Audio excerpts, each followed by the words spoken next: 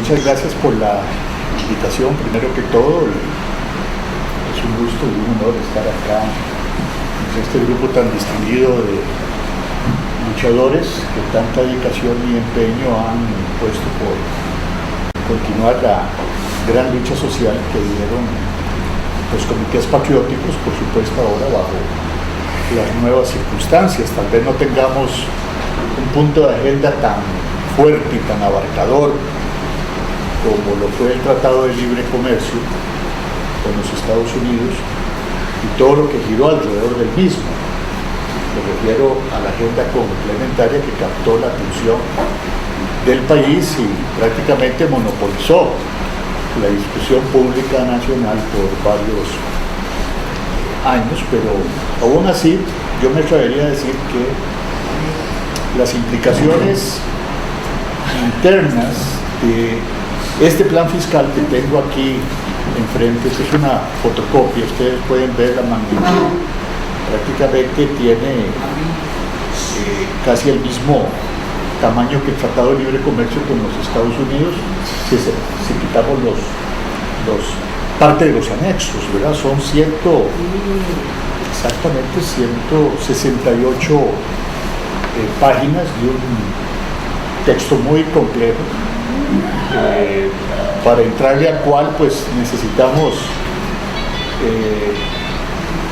sumergirnos en algunos de los problemas más agudos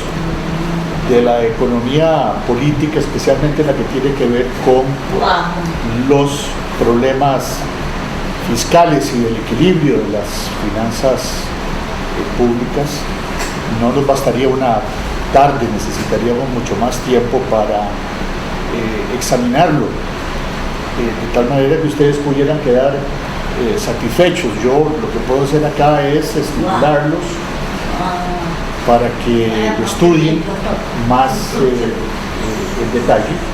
de lo que aquí podríamos abordarlo y por supuesto alertarlos acerca de algunos aspectos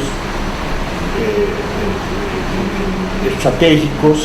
político-ideológicos que están implícitos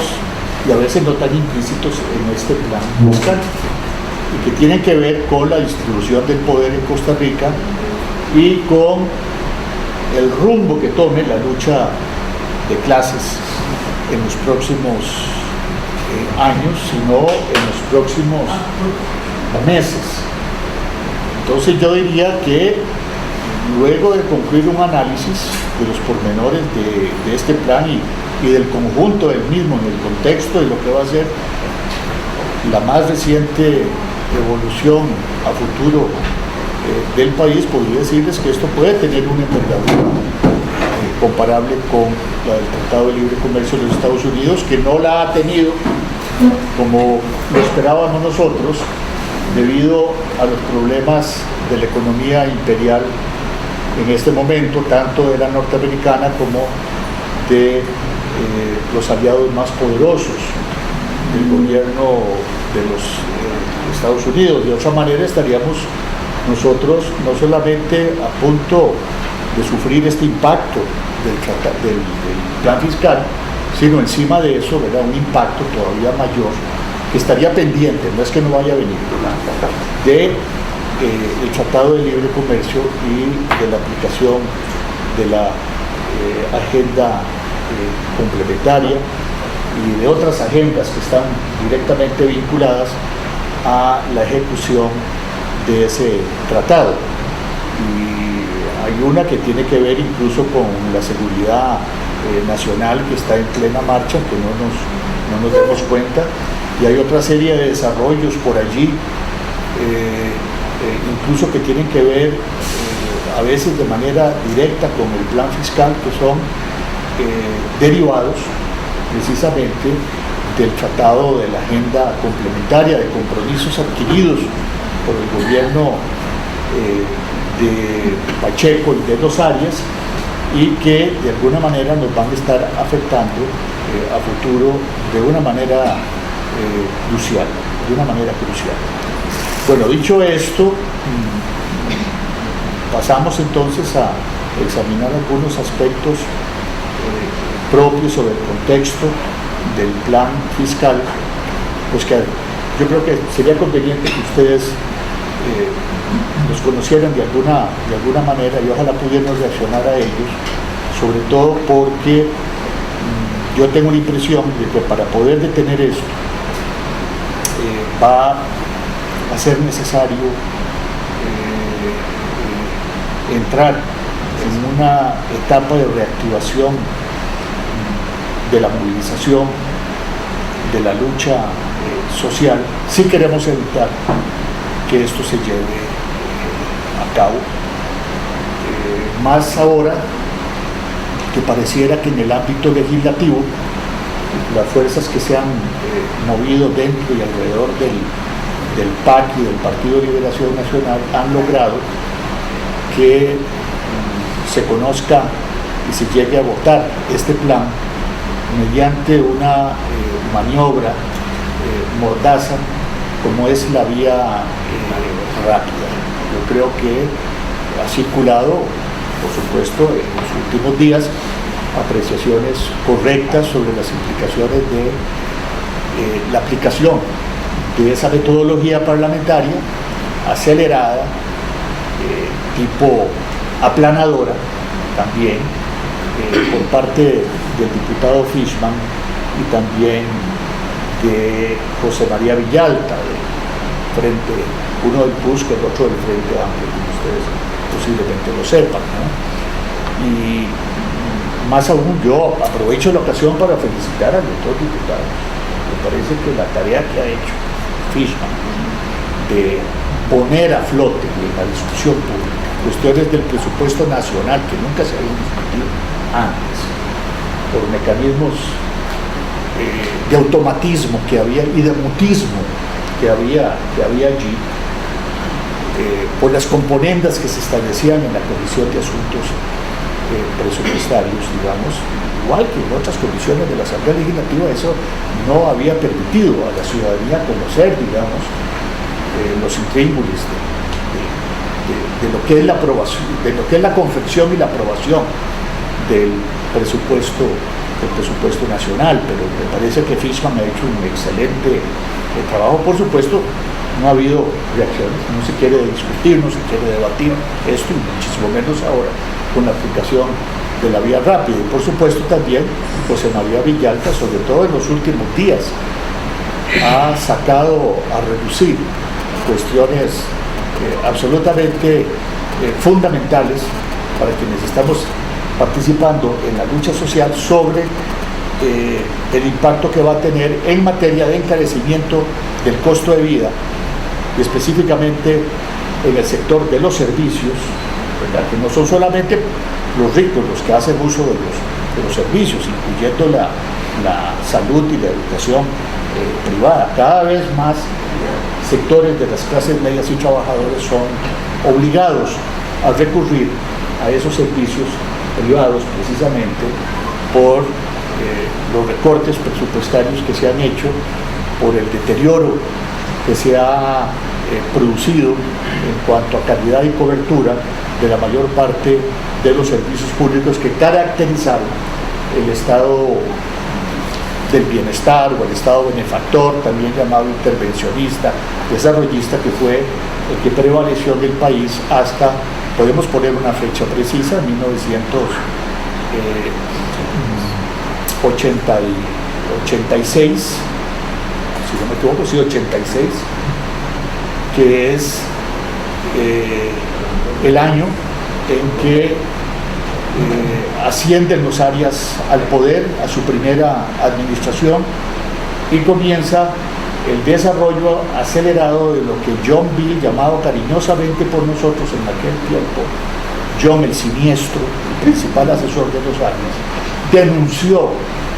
después de un pleito que tuvo con los mismos hacia el final de la administración de Oscar, la formación de un Estado paralelo dirigido por Eduardo Lizano y sus discípulos, economistas neoliberales muy connotados todos ellos, y financiado por los dineros que dejó acá para esos efectos la Agencia Internacional de Desarrollo de los Estados Unidos. Ese es el origen, y yo lo he ilustrado y explicado en varios artículos durante las últimas semanas en el diario digital, en una columna que tengo los días miércoles que se llama Pensamiento Crítico, cómo ahí estuvo el origen, no diría de todos los males, ¿verdad?, pero sí de un supersistema o suprasistema que yo llamo de la corrupción planificada, es decir, dirigida, orquestada, perfectamente, incluso sincronizada en distintos niveles del poder público y privado, que en estos momentos, ¿verdad?, tiene prácticamente tragados a esos poderes de la República y de las cúpulas del sector empresarial prácticamente, sin excepción, y que es un pulpo del cual realmente, ¿verdad?, nos va a costar muchísimo librarnos, sobre todo porque, como decía don Rodrigo Carazo, podemos sacar a un grupo político normal, es decir, que actúe bajo la legalidad y la legitimidad del régimen electoral imperante, pacíficamente y por medio de los votos, pero para sacar una mafia posiblemente vayamos a requerir otro tipo de métodos. Imagino que ustedes se pueden imaginar cuáles. No es que me gustaría a mí que se utilice, pero posiblemente, dadas las circunstancias en que se está moviendo el país, va a ser, yo diría, casi inevitable, es decir, casi un milagro, ¿verdad?, que se logre una coalición de fuerzas suficientes que, actuando dentro de la legalidad, ¿verdad?, pueda sacar a esa mafia entronizada como nunca antes en la historia del país y en la magnitud en que opera, ¿verdad?, que pueda sacarla de esos mecanismos que utiliza corrientemente, absolutamente espurios y legítimos, exactamente como lo fue la segunda llegada de Óscar Arias al poder. Si no consideramos la primera, como yo lo hago, también espuria por la utilización que se hizo de las encuestas y de la manipulación de los medios masivos de la comunicación o de la desinformación, si ustedes quieren, ¿verdad?, para garantizar, con la ayuda de John Bean, el siniestro, ¿verdad?, la primera llegada de Óscar Arias en poder. Pues bien, tengamos eso en cuenta, porque el plan fiscal se inscribe dentro de la evolución de ese estado paralelo del sistema o suprasistema, porque es un sistema ya enorme, es decir, no es la corrupción hormiga, ¿verdad?, de las aduanas o de la ventanilla para acelerar un trámite, no, esto es de todos los días en distintos ámbitos de la administración pública y privada del país, y repito, es un mecanismo intencionalmente dirigido, bueno, primero diseñado, segundo, dirigido, digamos, y aprovechado por esa mafia que está aferrada al poder y que no lo va a soltar por las buenas ni fácilmente. Entonces tengamos eso en cuenta, porque ese estado paralelo ha sido impulsor a través del tiempo de muchos procesos que no voy a mencionar acá, pero hay uno que sí nos debe llamar la atención porque tiene que ver con el mecanismo del plan fiscal, tanto como tiene que ver con el fraude electoral. Y les voy a explicar por qué, tal vez ustedes no hacen la conexión entre el plan fiscal y el fraude electoral que permite la llegada de Chinchilla al poder y el costo de ese fraude electoral, por supuesto, que ya deberíamos tenerlo eso muy claro para efecto de aprovecharlo, porque no se ha aprovechado en la lucha social ni tampoco en la crítica que se ha hecho desde el movimiento social al plan fiscal. Es lo siguiente, me refiero a lo que llaman algunos economistas acá que se dedican a las cuestiones fiscales, como Juan Manuel Villasuso, el ciclo electoral. El ciclo electoral ha sido perfectamente estudiado desde el punto de vista de las finanzas públicas, de las cifras oficiales, y se ha comprobado que generalmente en los 2 últimos años, a veces en el último año, a veces en los últimos 6 meses de una administración, por supuesto, me refiero a una administración bipartidismo corrupto y decadente, ¿verdad? En esos lapsos se utilizan los recursos del presupuesto nacional con fines electorales, es decir, para influir sobre el resultado electoral, ¿verdad? Antes de que, por supuesto, se depositen los votos en la urna, como se utiliza la propaganda y los medios de la comunicación, ¿verdad?, para influir sobre la decisión del voto sin tener que alterar, ¿verdad?, los resultados directamente en las urnas. Ahora, ahora también llamo la atención de paso, ¿verdad?, porque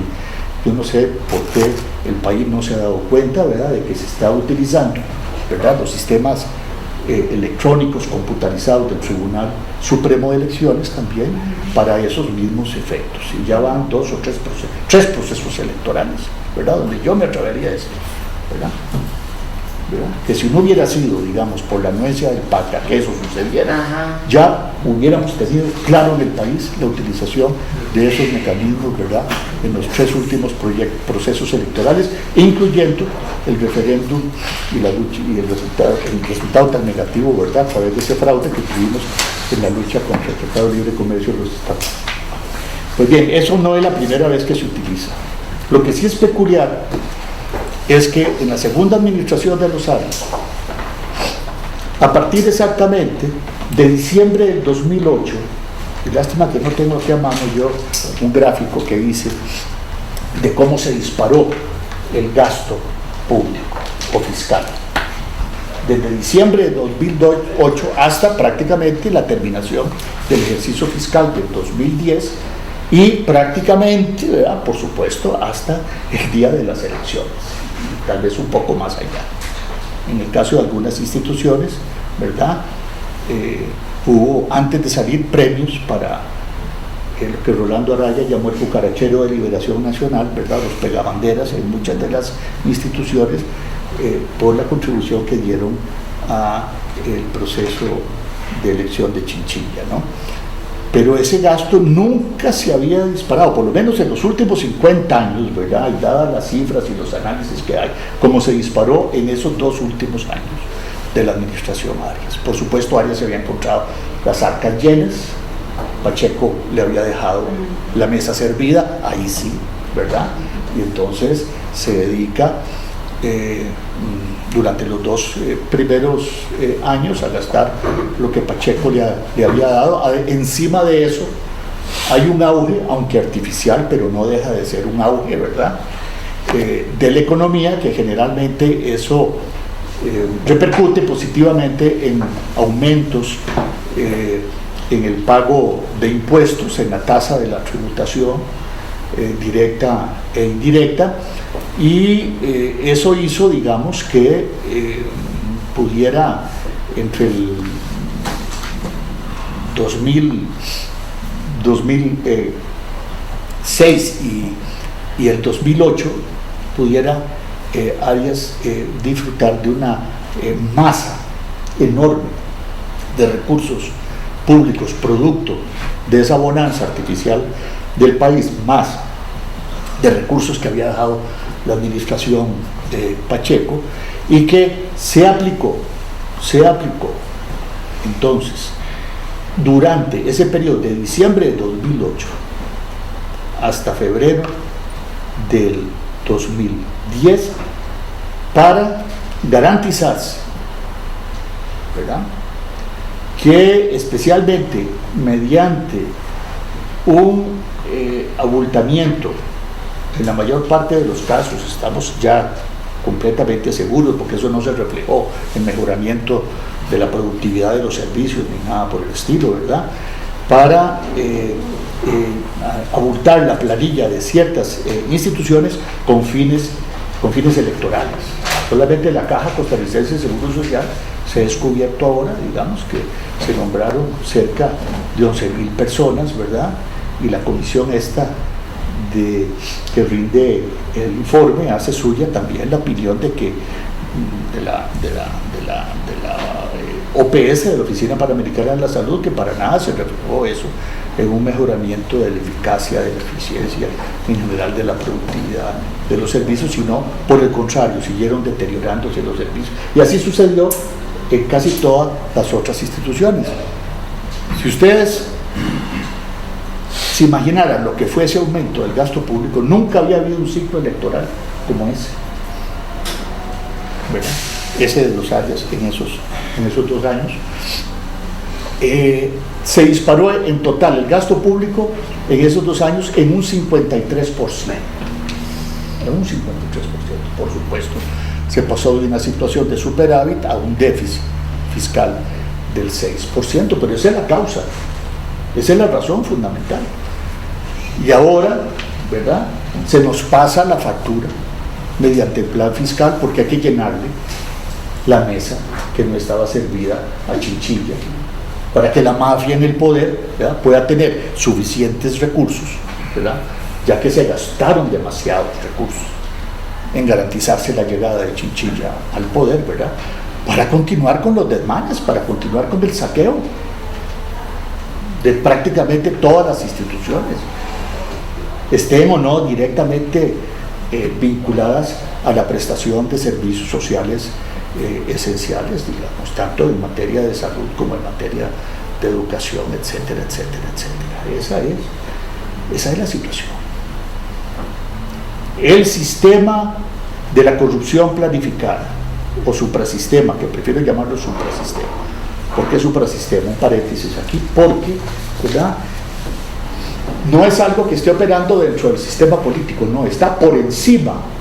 y por detrás del sistema político y lo tiene maniatado, es lo que dirige al sistema político, a los 3 poderes de la República y a los partidos políticos y por supuesto a las cámaras y la mayor parte de los grupos de presión de la clase dominante, ¿verdad? Eso es, por eso es un suprasistema, ¿verdad? Tal vez no lo vemos, ¿verdad?, porque no se hacen análisis suficientes en los medios de comunicación, ¿verdad?, pero eso es lo que está ahí detrás, y ese sistema necesita alimentarse, no puede tener un déficit, digamos, ¿verdad?, o una mesa que no esté lo más plenamente servida, ¿verdad?, para mover los grandes negocios, ¿verdad?, sea o no a través de las concesiones, pero están las compras del Estado, compras de bienes y servicios que también se dispararon. No fue solamente la planilla, las compras de bienes y servicios, fue un festín, ¿verdad?, lo que armaron los Arias en esos dos últimos años, ¿verdad?, y eso ha continuado. Entonces, la gran cuestión en este momento, la gran cuestión política que tenemos que dilucidar nosotros, aparte de poder manejar sobre todo en la lucha social información relevante sobre el contenido o contenidos concretos del plan fiscal, lo que tenemos que saber es que la gran cuestión acá es si mediante la aprobación y ejecución de este plan fiscal vamos a poner entre 2 y 3% del Producto Interno Bruto, ¿sí?, de todo el valor de la producción nacional, en manos de esta mafia para que tenga más recursos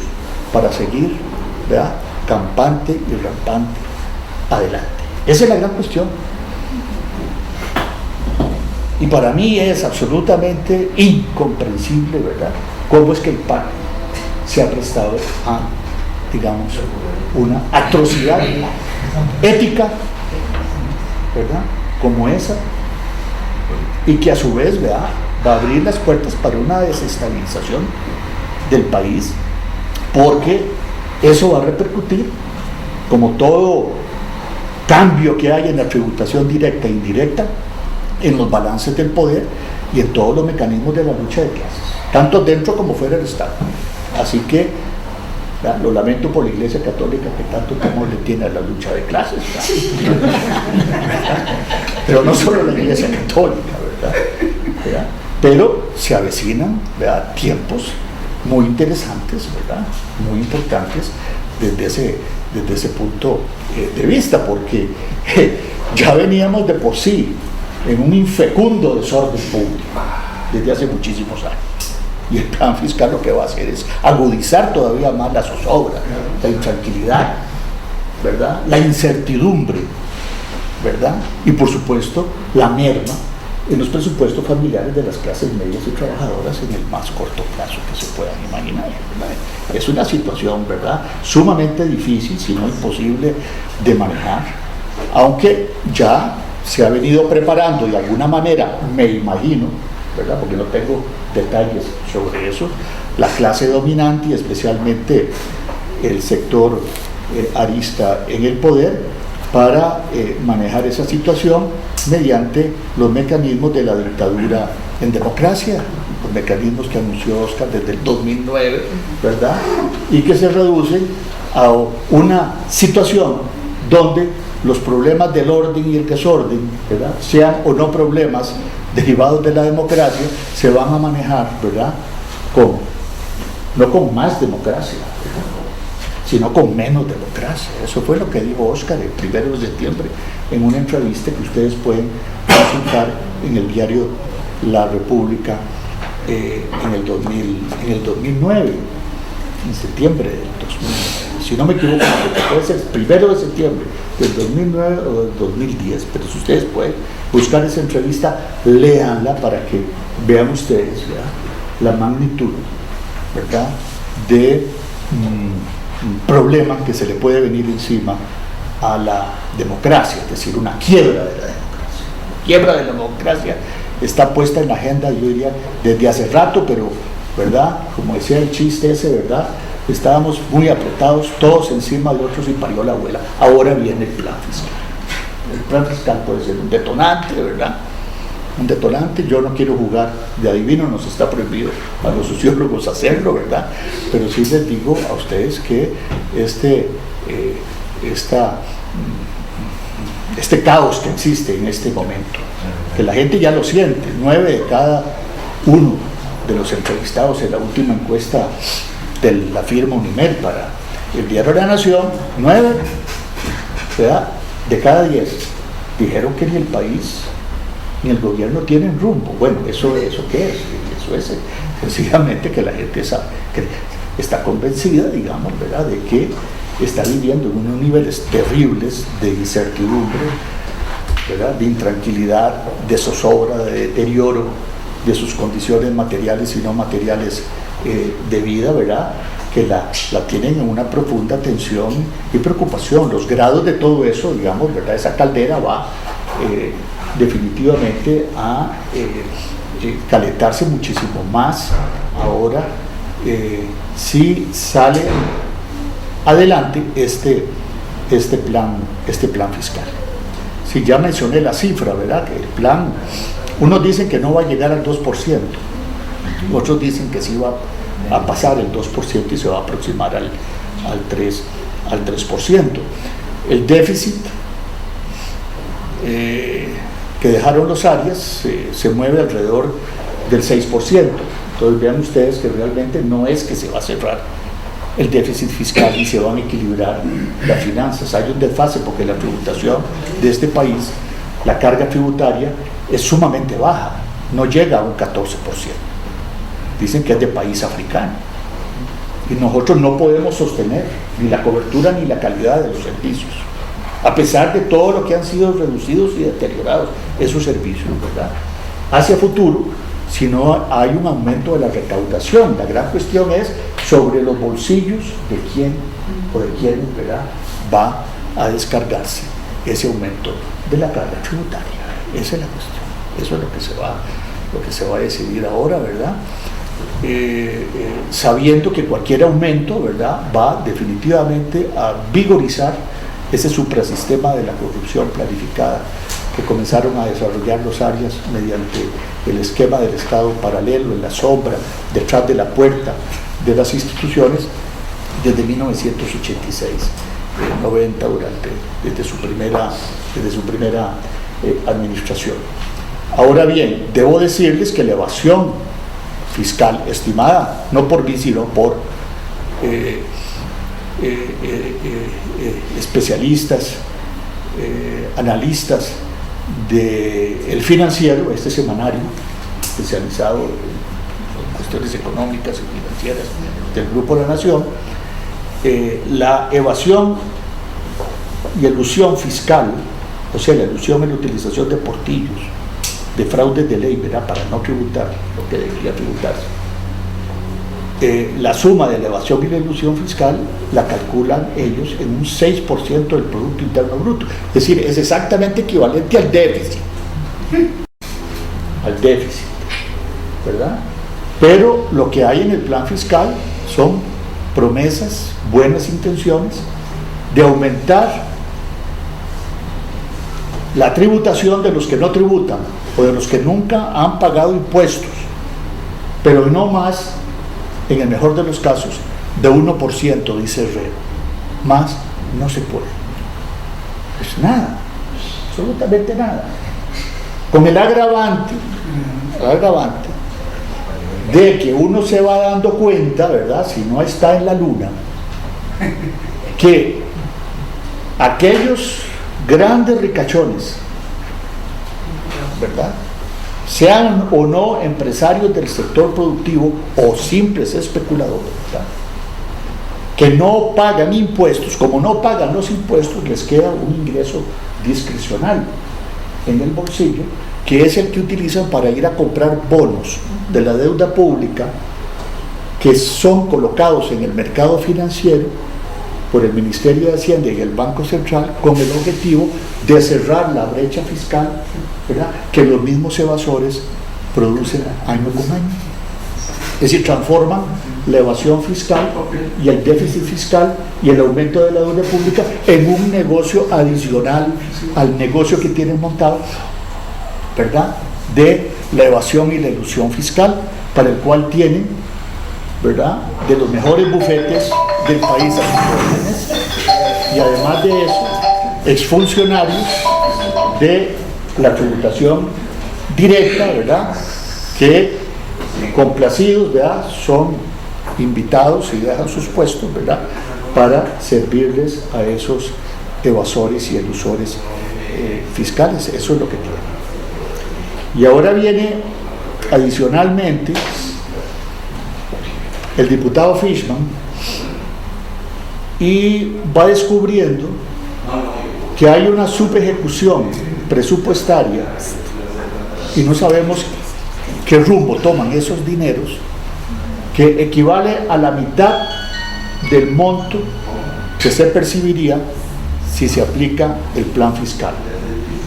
¿verdad?, alrededor de, dice Fishman, 275.000 millones de colones, 275.000 millones de colones, es el 50% de lo que posiblemente se logre captar mediante este plan fiscal, ¿verdad?, una mitad. Bueno, ¿qué pasa con eso? Son subejecuciones, es decir, la impresión que tengo yo, después de analizar los dos últimos informes de la Contraloría General de la República, es que esos fondos son utilizados para, desviados, por supuesto, de su propósito original, ir a financiar lo que se llama una planilla paralela. Una planilla paralela, es decir, generalmente consultorías, contrataciones, compras de bienes y servicios, etcétera, que tienen alarmada a la Contraloría General de la República en esos dos informes, porque son transferencias, ¿verdad?, que también se hacen a fundaciones y asociaciones, ¿verdad?, y que aparecen con un monto similar, 250.000 millones de colones de un presupuesto al otro. Quiere decir que si nosotros vamos sumando y sumando todos esos números, nos damos cuenta que si sumamos, vayan ustedes sumando por ahí, la evasión y elusión calculada en 6% del PIB, ¿ya?, más la subejecución presupuestaria, ¿verdad?, que quizá podría llegar a un 1,5% del PIB. Y si además de eso sumamos otro 6%, o sea, que repito, no son datos míos, son datos de la Contraloría General de la República, en exoneraciones y exenciones tributarias, 6% del PIB en exoneraciones y exenciones. ¿Para quiénes? Y fundamentalmente, si quitamos algunas que están ahí, para las instituciones del sector público, por ejemplo, para las universidades, que estarían plenamente justificadas, como dice el diputado José María Villalta, hay otras que no, en absoluto. No se entiende por qué están allí, para ciertas empresas, etcétera, etcétera. Tendríamos entonces otros 6 puntos del Producto Interno Bruto, y así podríamos llegar, digamos, a que hay ahí, en un limbo financiero, pero real, ¿verdad? Alrededor de entre un 13 y un 14% del Producto Interno. Si a eso sumamos, vean ustedes por dónde vamos, si a eso sumamos unos rubros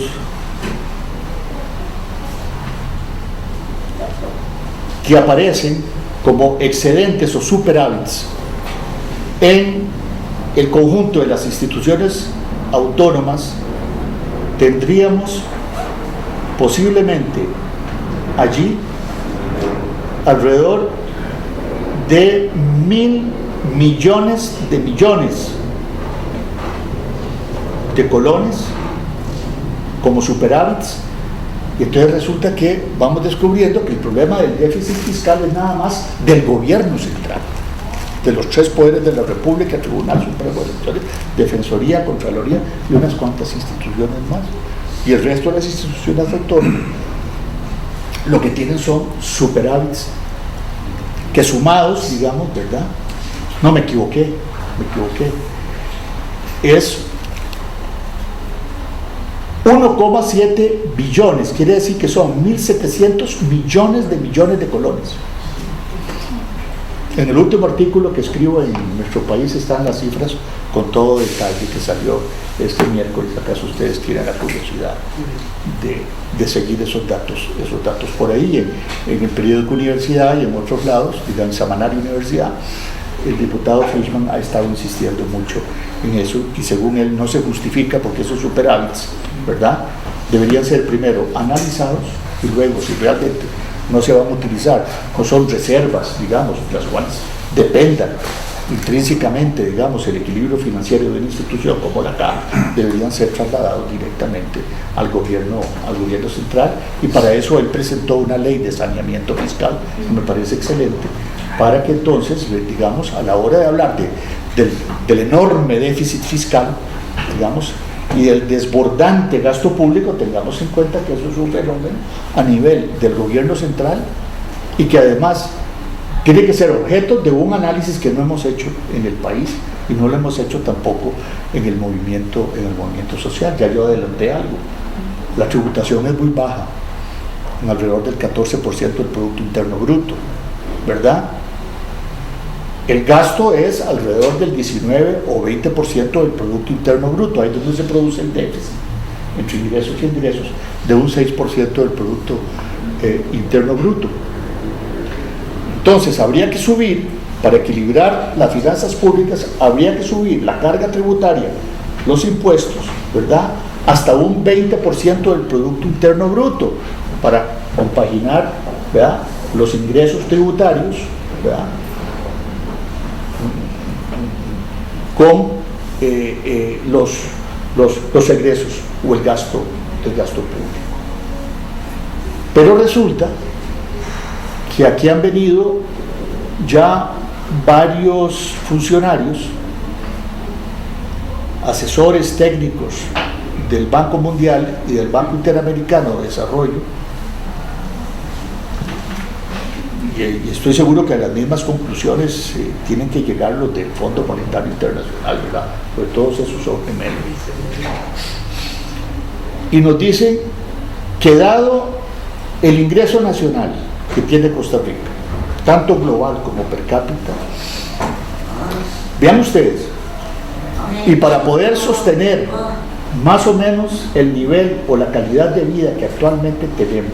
con todas sus limitaciones, ¿verdad?, con todas sus dificultades, etc., tendríamos que elevar, ¿ven ustedes?,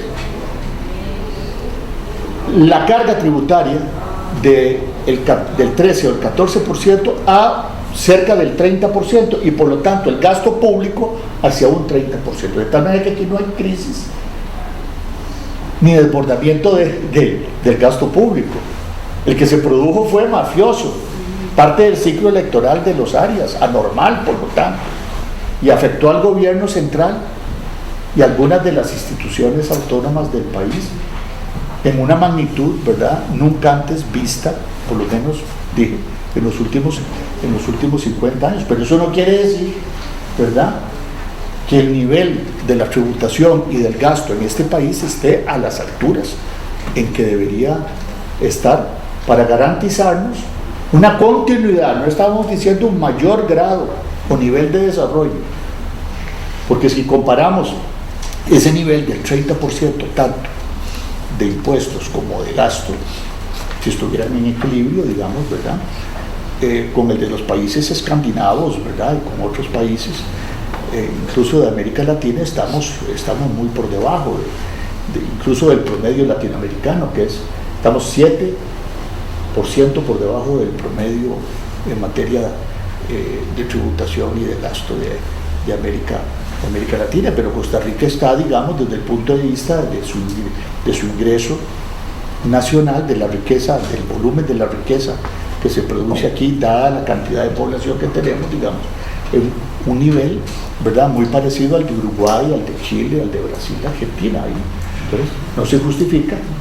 que la tributación esté tan baja y que el gasto esté tan bajo. Lo que pasa es que están inventando,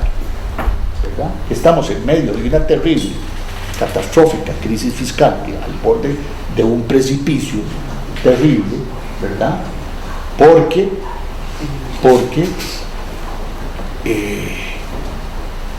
en primer lugar es una cuestión muy interesante. En primer lugar, porque sí quisieran recortar el gasto en ciertos rubros, especialmente de los servicios públicos,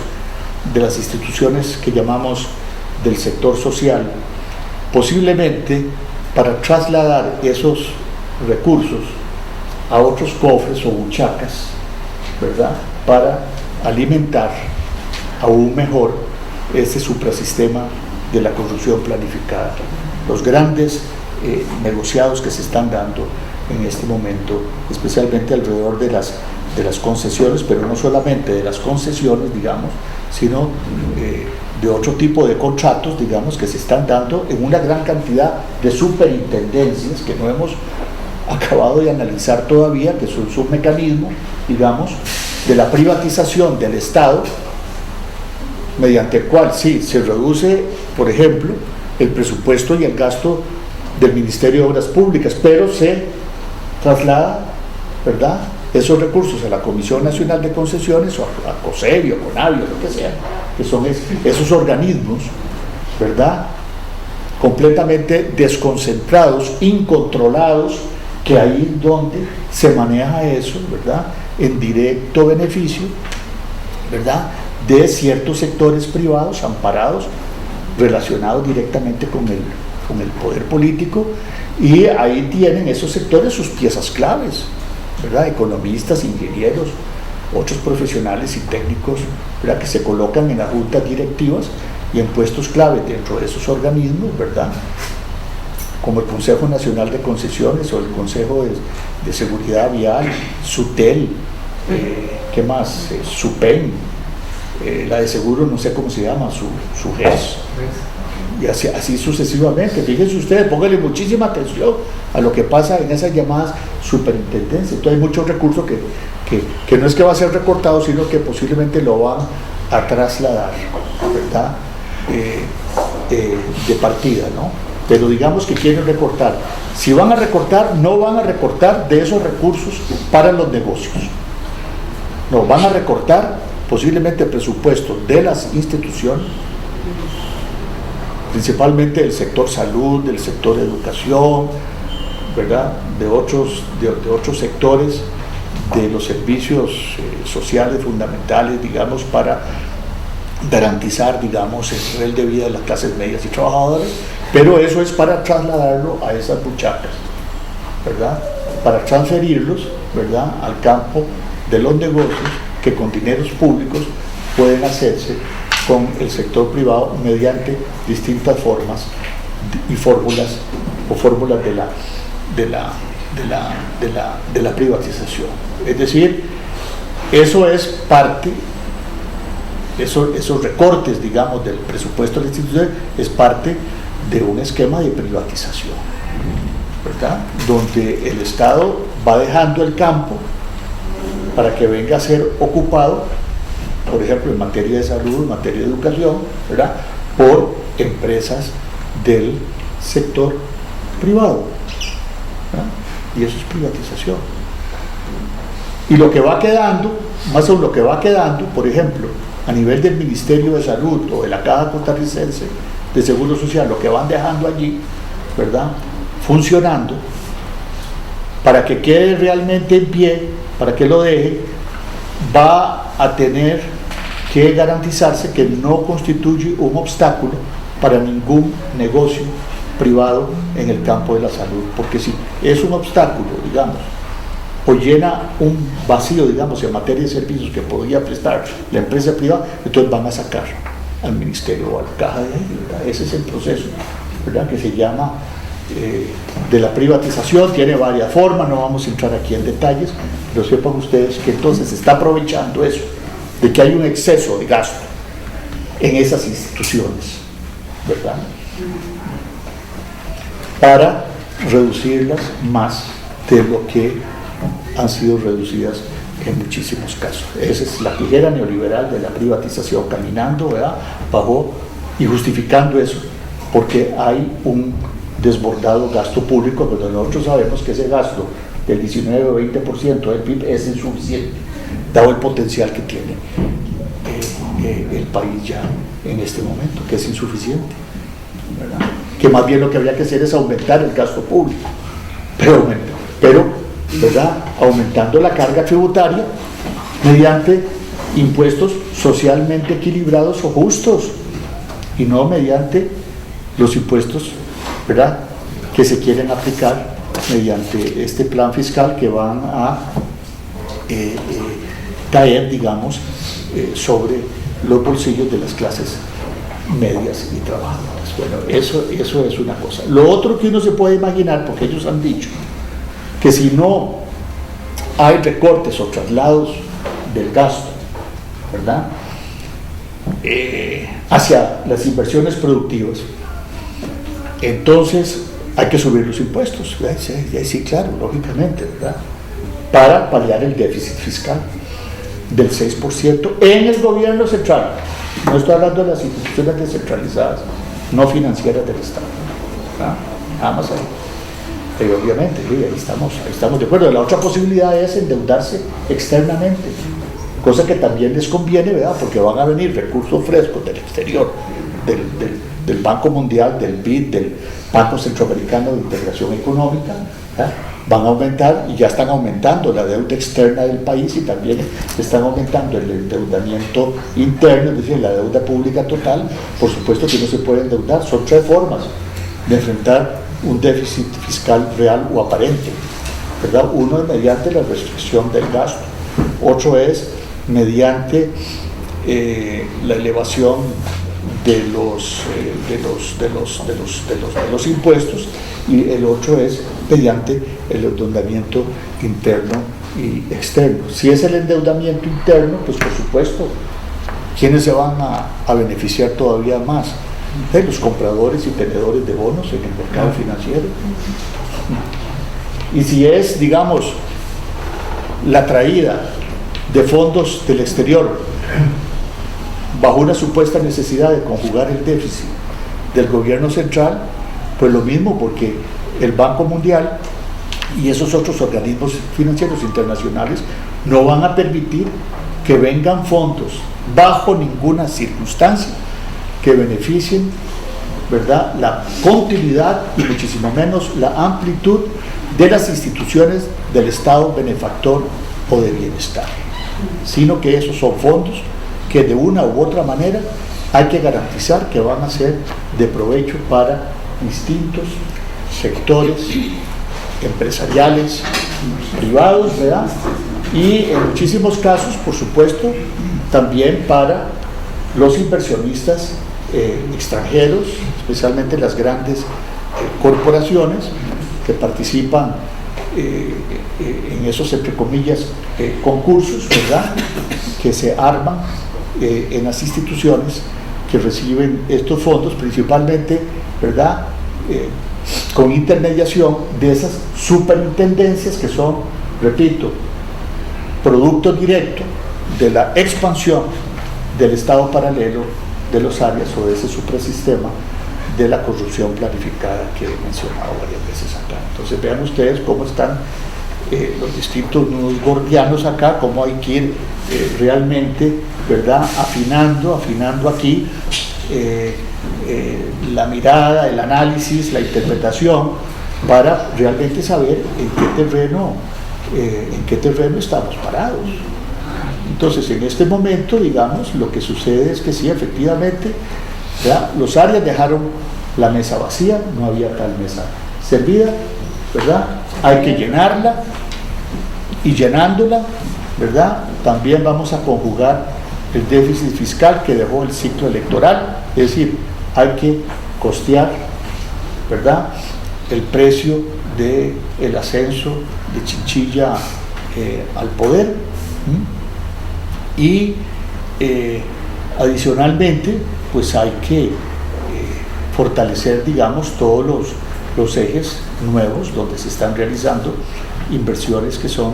de absoluto beneficio, sobre todo para el sector empresarial tanto nacional como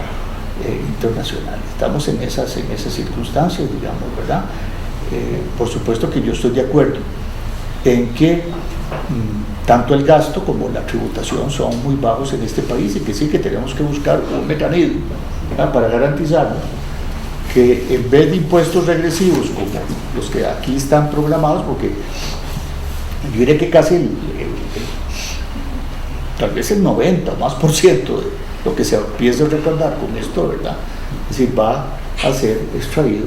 de los bolsillos de las clases medias y trabajadoras. Es muy poco lo que van a apretar a algunos ricos, y ustedes ven cómo ya están brincando y moviendo sus fichas, digamos, para que no se les afecte, nomás decir, no están dispuestos a ceder absolutamente nada en materia de aumento de la carga tributaria. Se cumple aquella ley que don Pepe Figueres llamó, en un libro muy bonito, muy bueno que tiene, que se llama La pobreza de las naciones, la ley de la traslación de la pena. Y es que en momentos de recesión, en momentos de crisis, donde el pastel a repartir se achica, ¿ya?, y por lo tanto la pelea del reparto se agudiza, lo que hace entonces la clase dominante, los ricos que controlan el poder económico y el poder político, es salvarse ellos o hacer negocio más bien de esa crisis, aumentar sus capitales, ¿verdad?, y el volumen general de sus negocios, pero a costa de trasladar los costos y penas de la crisis, pues se llama la ley de la traslación de la pena, hacia las clases medias y trabajadores. Nunca correr ellos, ¿verdad?, con esos costos y penas. Esa es la ley de la traslación de la pena. Entonces ustedes dicen, ¿verdad?, si nosotros vamos a permitir, ¿verdad?, que opere aquí libremente, ¿verdad?, la ley de la traslación de la pena una vez más. Es decir, ya está operando, pero con el plan fiscal, ¿verdad?, daría el gran salto hacia adelante, ¿verdad?, la aplicación de la ley de traslación, la ley de la traslación de la pena. Entonces yo tal vez me detengo acá, yo creo que ya he hablado bastante, no sé, no, yo puedo seguir hablando acá todavía más, pero me gustaría tal vez que ustedes, si tienen alguna duda, alguna pregunta para hacer esto, digamos, a modo de un intercambio, algo más, una conversación, algo más dinámico, no sé. Vamos a